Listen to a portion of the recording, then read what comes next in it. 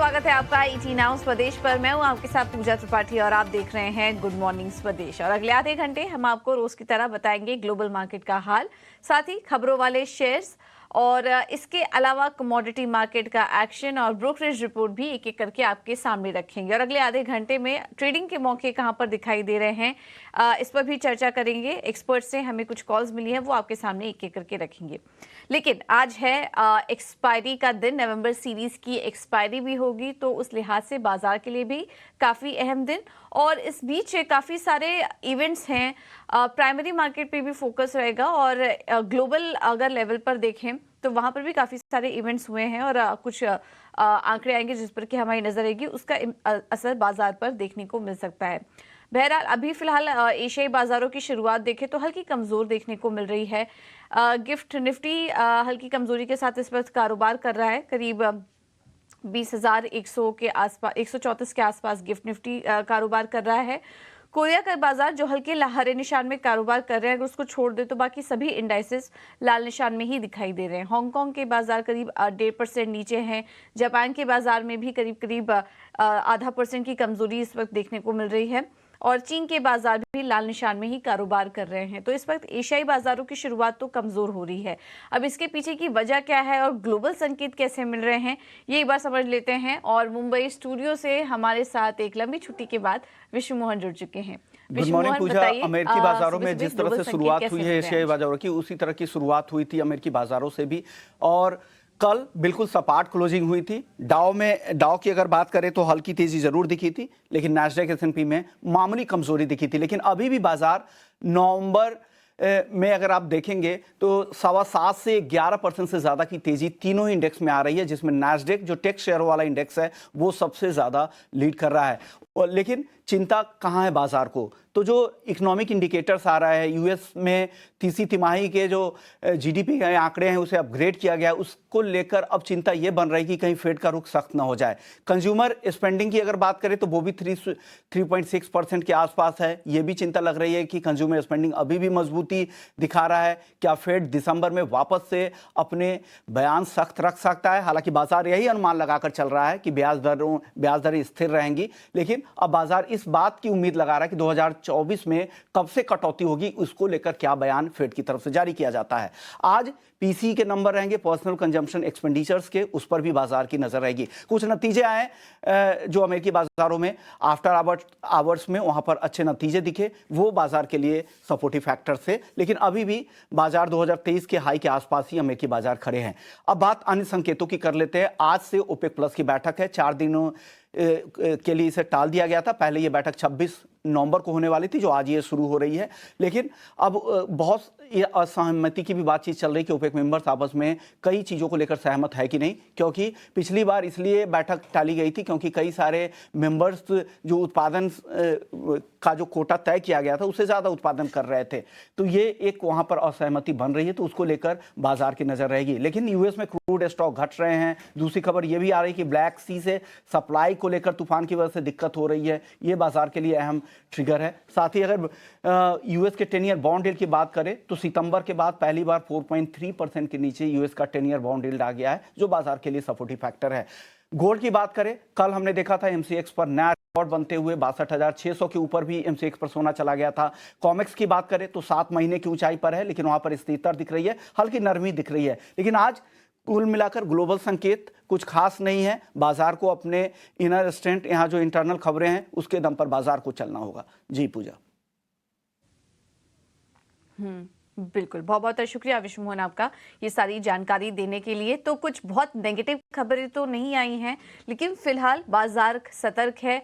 आगे काफ़ी सारे इंपॉर्टेंट आंकड़े आएंगे, पीसीई के आंकड़े जिसको कि फेड काफ़ी क्लोजली वॉच करता है, उस पर भी रिएक्शन होगा। अच्छी बात यह कि बॉन्ड यील्ड्स में हल्की नरमी आई है, जिससे कि बाजार को थोड़ा सपोर्ट है। लेकिन फेड के फैसले और उनकी तरफ से कमेंट्री क्या आती है, इसको बाजार काफी क्लोजली वॉच करेगा और आगे का रुख इसी से तय होगा। फिलहाल एक दायरे में ही कारोबार कर रहे हैं अमेरिकी बाजार, अपने हाइस के करीब, लेकिन दायरे में कारोबार कर रहे हैं इस वक्त। चलिए अब आगे बढ़ते हैं और एक बार एफआईआई और डीआईएस के आंकड़े भी देख लेंगे और उसके बाद हम समझेंगे कि आज एक्सपायरी के दिन कौन से लेवल्स इंपॉर्टेंट होंगे।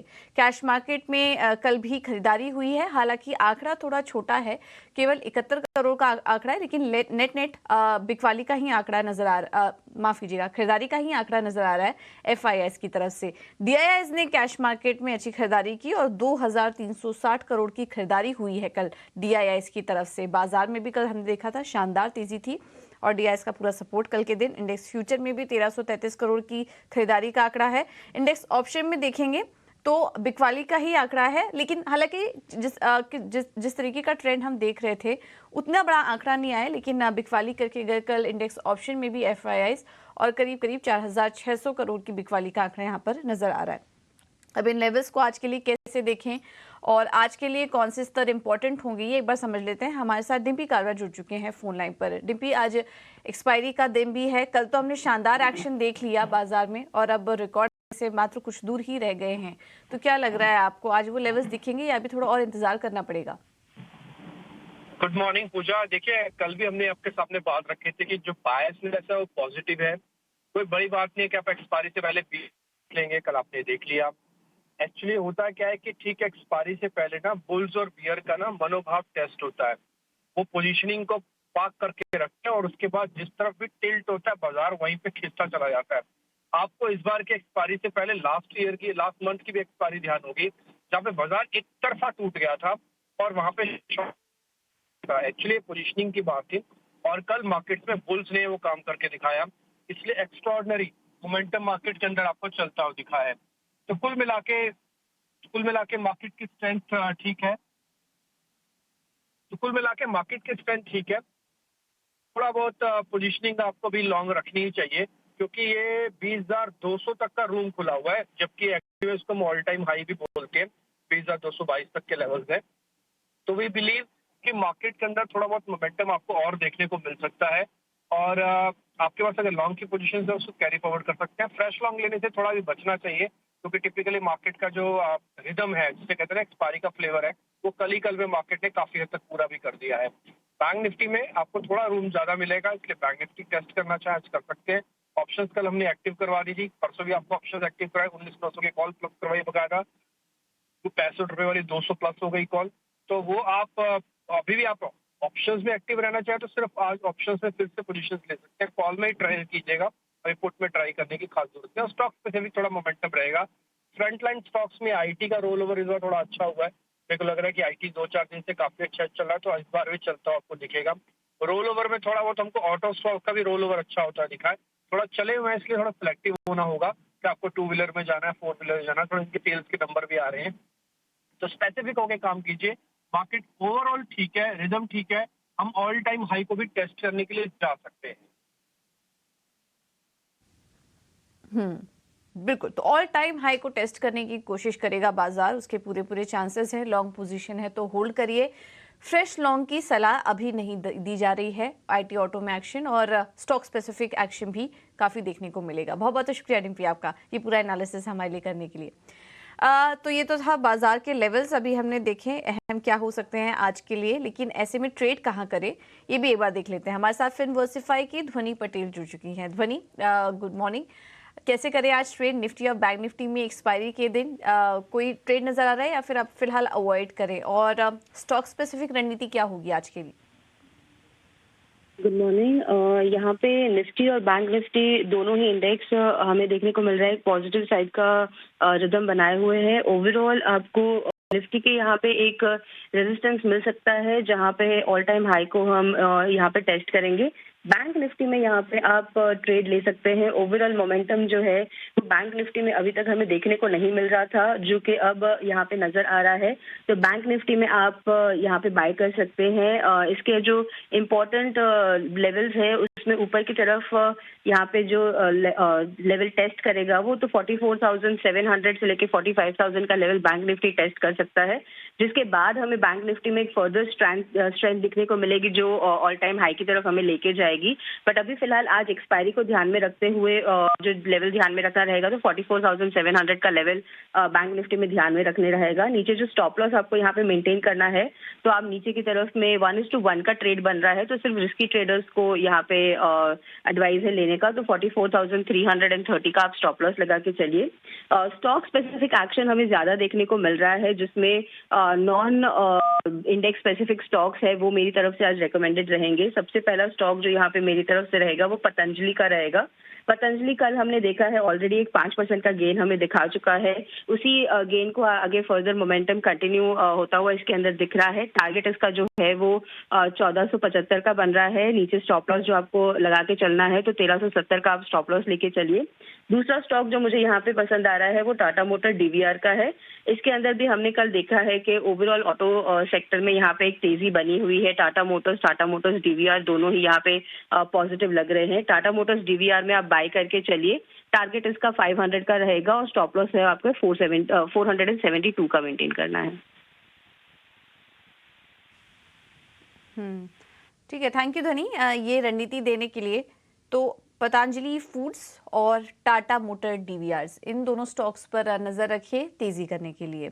और अगर आपको इंडेक्स में ट्रेड करना है तो बैंक निफ्टी ज़्यादा बेहतर लग रहा है। 44,330 के स्टॉप लॉस के साथ आप यहां पर खरीदारी करके चल सकते हैं। बैंक निफ्टी में अभी भी मौके दिखाई दे रहे हैं, निफ्टी को फिलहाल अवॉइड करिए। चलिए अब आगे बढ़ेंगे और बात करते हैं खबरों वाले शेयर्स की। हमारे साथ आज के ट्रिगर्स और खबरों वाले शेयर्स बताने के लिए आशीषा जुड़ चुकी हैं। आशीषा, गुड मॉर्निंग, बताइए। सबसे पहले अल्ट्राटेक सीमेंट की बात करते हैं तो याद रखें इनऑर्गेनिक एक्सपेंशन पर कंपनी ने कई सालों से फोकस किया है और वो बरकरार होता हुआ नजर आया है। कंपनी ने बर्नपुर सीमेंट की ग्राइंडिंग एसेट्स खरीदी है। करीब 168 करोड़ का ये एक्विजिशन है और 0.5 MTPA की ये ग्राइंडिंग एसेट्स की कैपेसिटी है। तो बड़ा एक्विजिशन जिसके चलते अल्ट्राटेक सीमेंट पर आज स्ट्रीट की नजर रहेगी। इसके अलावा केमिकल स्टॉक्स की बात करते हैं तो टाटा केमिकल और GHCL जैसे काउंटर्स फोकस में रहेंगे। सोडा ऐश के प्राइसेस बढ़े हैं, करीब 1500 रुपीज़ पर मेट्रिक टन से ये प्राइसेस बढ़े हैं जिसके चलते इन दोनों ही स्टॉक्स पर आज स्ट्रीट की नजर रहेगी।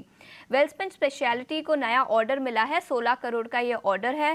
प्राज इंडस्ट्रीज उन्होंने अपनी कॉर्पोरेट प्रेजेंटेशन रिलीज करी है जहां उन्होंने एम्बिशियस टारगेट्स रखे हैं। 3 टाइम्स कंपनी रेवेन्यू बढ़ाना चाहती है FY30 तक और ग्लोबल लीडर बनना चाहती है बायो इकोनॉमी में। तो कई एम्बिशियस टारगेट्स हैं जिसके चलते प्राज इंडस्ट्रीज पर भी आज एक्शन देखने को मिल सकता है। इसके अलावा थॉमस कुक की बात करते हैं तो ऑफर फॉर सेल आज खुलेगा। नॉन रिटेल शेयर होल्डर्स के लिए आज खुला रहेगा, रिटेल शेयर होल्डर्स के लिए कल खुलेगा। करीब 6.8% का बेस ऑफर वैल्यू है और ग्रीन शू ऑप्शन 1.7% का है। तो OFS के चलते थॉमस कुक पर भी आज शायद कुछ सेलिंग प्रेशर देखने को मिल सकता है। इसके अलावा SIS की बात करते हैं, बोर्ड ऑफ डायरेक्टर्स की बैठक है जहां बायबैक कंसिडर किया जाएगा। जिंदल स्टेनलेस की बात करें तो प्रमोटर होल्डिंग ने प्लेज जो 13.4% इक्विटी शेयर्स प्लेज्ड थे वो अब रिलीज की गई है। कुछ पॉजिटिव एक्शन इसमें भी देखने को मिल सकता है। इसके अलावा recently listed entity Vishnu Prakash R Pungaliya की बात करते हैं, करीब 11% इक्विटी लॉक्ड इन थी जो आज खुल जाएगी। इसमें भी शायद कुछ सेलिंग प्रेशर देखने को मिल सकता है। इसके अलावा नए लिस्टिंग्स की बात करते हैं, 3 बड़े लिस्टिंग्स होंगे आज स्टॉक एक्सचेंजेस पर। टाटा टेक्नोलॉजीज जो काफ़ी ओवर सब्सक्राइब हुआ था उसका लिस्टिंग आज होगा। इसके साथ ही साथ गंधर ऑयल और फेडरल फिनो का भी आज लिस्टिंग होगा। तो 10 बजे इनका लिस्टिंग होगा, इस पर भी स्ट्रीट की नज़र रहेगी। ठीक है, तो प्राइमरी मार्केट पर भी एक्शन है। 3 बड़े IPO की लिस्टिंग आज होगी, ये काफ़ी इंपॉर्टेंट होगा आज देखने के लिए। और खबरों वाले शेयर्स भी अहम, उसका पूरा एनालिसिस अभी आशीष आपको करके बता रही थी। करते हैं कमोडिटी मार्केट की। हमारे साथ रणनीति बताने के लिए मोतीलाल ओसवाल से अमित सजीजा जी जुड़ चुके हैं। Amit, thank you so much ET now स्वदेश को समय देने के लिए। सबसे पहले तो सोने चांदी से शुरुआत करते हैं। कल अपने 7 महीने के ऊपरी स्तर टच करने के बाद अब सोना कहीं ना कहीं स्टेबल दिखाई दे रहा है। क्या ये मौका है फ्रेश एंट्री लेने के लिए? जीडीपी डेटा आने के बाद भी हमने देखा कि न्यू और रिसेंट हाइज बनते हुए देखे थे डोमेस्टिक मार्केट्स में। और आज जो चाइना का पीएमआई डेटा है जो डिसअपॉइंटिंग रहा है, उसके बाद भी हमने देखा कि गोल्ड ऊपरी स्तरों पे ही सस्टेन रहा है। तो मेरे ख्याल से ये जो डिप है हल्की सी, यहाँ पर बाइंग की अपॉर्चुनिटी बन सकती है। मैं 62,300 पे दिसंबर वायदा में बाइंग की सलाह देना चाहूंगा 62,000 के स्टॉक के साथ में। और अपसाइड में जो कल के हाइज थे वो रिपीट होने की पॉसिबिलिटी दिखाई दे रही है। एमसेक्स पर 60 to 800 के टारगेट लेके चला जा सकता है। सिमिलरली चांदी की भी अगर बात करूं तो दिसंबर वायदा जो है उसमें शॉर्ट टर्म बेसिस 75,200 के आसपास बाइंग की सलाह होगी। 74,700 का होगा और अपसाइड में 76,200 अगेन जो कल के हाइज देखने मिले थे वो रिपीट होने की संभावना बनी हुई है। और क्रूड में क्या करें अमित? आज ओपेक प्लस की बैठक भी है, आउटकम का वेट करेंगे या फिर कोई ट्रेड आप देख रहे हैं आज? कल हमने देखने मिली क्योंकि EIA की जो इन्वेंट्री थी उसमें उम्मीद से ज्यादा बढ़ोतरी देखने मिली, जिसके बाद करीबन 200 रुपए की गिरावट हमने देखी थी। मैं समझता हूँ ओवरऑल 6,600 के जब तक नीचे है तब तक एक इनिशियल बायस ओपेक की बैठक के पहले डाउनवर्ड हो सकता है। 6,500 से 510 के करीब मैं बिकवाली की सलाह देना चाहूंगा। डाउन साइड में मेरा मानना है कि दोबारा हमें 6,350 तक के स्तर देखने मिल सकते हैं। तो इनिशियल बायस जो होगा वो सेलोन वैलीज का होगा, हालांकि डाउन साइड भी जो होगा बैठक के रिजल्ट के पहले भी रहेगा। और आखिर में हमें तो नेचुरल गैस पर भी सलाह दीजिए। कल हमने वहां पर भी वीकनेस देखी थी, अब इन स्तरों पर क्या और करेक्शन आप देख रहे हैं यहाँ से? जी देखिए पर्याप्त सप्लाई है और फिलहाल डिमांड नहीं है, क्योंकि डिमांड उतनी नहीं है क्योंकि वेदर जो है वो काफ़ी एवरेज सा है। ठंड जो है वो काफ़ी एवरेज है। तो इसके चलते हमने लगातार गिरावट देखी है पिछले कुछ हफ्तों में और ये गिरावट जारी रहने की उम्मीद है। मैं दिसंबर वायदा में 238 के आसपास सेलिंग की सलाह देना चाहूँगा 244 के स्टॉप के साथ। तो डाउन साइड में मेरा मानना है कि 230 के नीचे के स्तर हमें दिखाई दे सकते हैं 228 के करीब। ओके, तो बिकवाली करके चलिए। नेचुरल गैस में 228 के टारगेट के लिए स्टॉप लॉस होगा 244 का। थैंक यू अमित आपका ये रणनीति सुझाने के लिए। अब आगे बढ़ेंगे, कुछ टॉप ट्रेडिंग आइडियाज़ भी आपके सामने रखेंगे इक्विटी मार्केट से। और एक्सिस सिक्योरिटीज़ ने UPL में खरीदारी करने की सलाह दी है। 585 का लक्ष्य देख रहे हैं, स्टॉप लॉस होगा 560 का। और बंधन बैंक में भी तेजी करने की सलाह है 232 के टारगेट के लिए। 5 पैसा कैपिटल की तरफ से ICICI बैंक में तेजी करने की सलाह वो दे रहे हैं और स्टॉप लॉस होगा 928 का। और इसके अलावा 1060 के टारगेट्स के लिए आप ICICI बैंक में तेजी करके चलिए। LIC हाउसिंग फाइनेंस भी अच्छा लग रहा है तेजी करने के लिए 495 के टारगेट्स के लिए।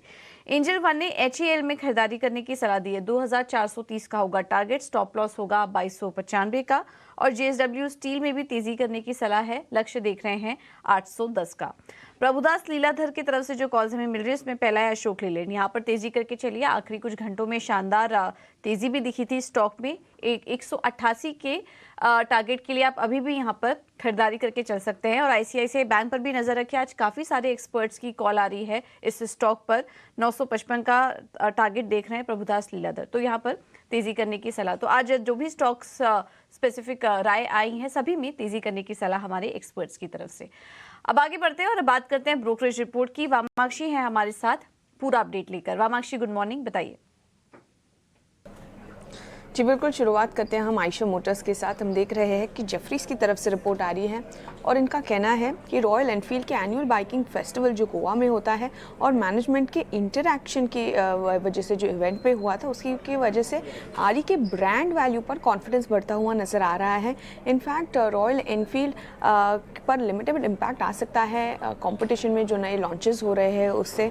और इनफैक्ट काफ़ी सारे टेलविंड्स नज़र आ रहे हैं 2 व्हीलर के डिमांड को लेकर और प्रीमियमाइजेशन की तरफ, और इसी के चलते कुछ री रेटिंग पोटेंशियल ज़रूर है ये स्टॉक में, जिसके चलते जेफरीज ने आयशा मोटर्स पर अपनी खरीदारी की राय को बरकरार रखा है टारगेट प्राइस 4650 के साथ। इसके अलावा अशोक लेलैंड पर भी हम फोकस करेंगे। CLSA का कहना है कि CV इंडस्ट्री का आउटलुक FY24 के लिए काफ़ी मजबूत नजर आ रहा है। डबल डिजिट EBITDA मार्जिन भी एक्सपेक्टेड है आगे चलते हुए।